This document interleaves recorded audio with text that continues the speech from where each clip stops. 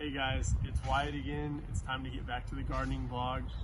The last time we planted some seeds, all my seeds have sprouted and now they are little transplants. So today we're going to talk about the appropriate way to transplant your seeds, and we'll talk about spacing, we'll talk about fertilizing them and care for young seedlings like that. Before we get started, I want to start with a quick tip about young seedlings and these warmer temperatures that we've been having. If we're having those hot days, 95, like 97 degrees, make sure you protect your young seedlings. You can put them in like morning sun, afternoon shade if they're still in peat pots, or if you've planted them in the ground, you can protect them with a light layer of pine straw mulch. Will actually help keep the sun off of them just a little bit and make sure they stay moist. You can bless them with some water and keep their surface roots moist, and that will keep your seeds healthy until they're mature enough in our cooler temperatures. And that being said, now we're going to go ahead and get some tips for transplanting. Alright guys, it's time for those transplanting tips. I'm going to start with my cabbage, but it's going to be the same tips for all of these vegetables. So whenever you are planting new vegetables, if you put mulch on your bed, you can move the mulch to the side. If not, you're just going to dig straight down into the dirt. I've already prepared the bed with Nature's Blend, so I don't need to mix any Nature's Blend in. But when you dig your hole, the first thing you want to do is make sure you don't dig it too deep. You just need a little shallow hole like that because we want to make sure we plant these level. That way we don't suffocate their little feeder roots. So we're going to plant them level with the ground like that. But I always like to mix the biotone plant starter in there because that really helps with the beneficial fungus in the soil and helps build a strong root system on your plants. So you can spread a little bit of that out over the soil you took out of the hole and mix it in. And then just pop your transplant right down in there. And if they're in peat pots, the peat part can be raised up just a little bit. If not, you just transplant them level into the ground. But you just want to make sure that the soil level is level with the soil that's in the little pot. Backfill around and you can just press it down a little bit and you're good to go. Make sure you put the pine straw mulch back around. That will kind of help protect them, keep some moisture in there. And then we're just going to go down the line and start planting the rest of them.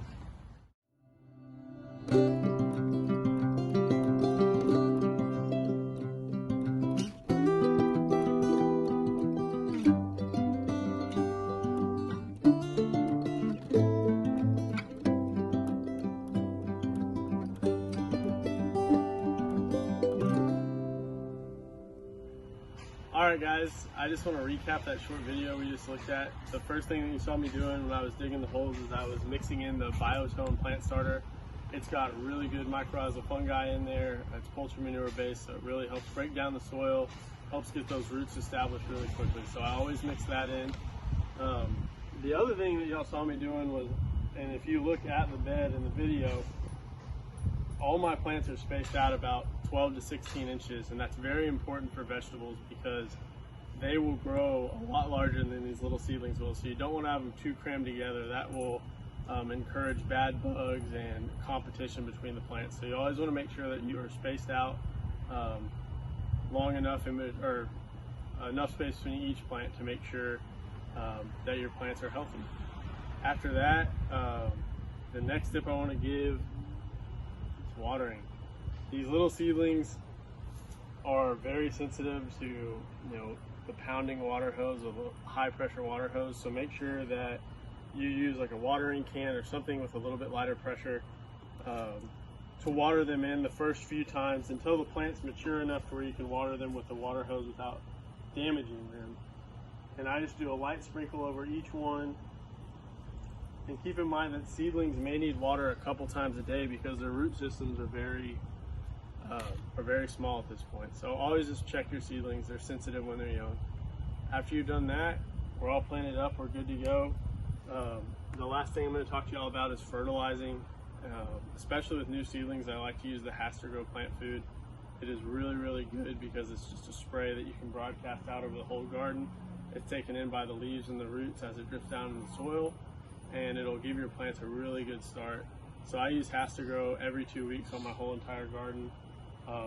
throughout the life of my garden. And we'll be talking more about that as we get further into the garden, which we're going to get to do now since plants are in the ground. We're going to be talking more about pest management in your garden, more about fertilizing. We'll be talking about pruning, harvesting, so we can really get into it now that the plants are in the ground.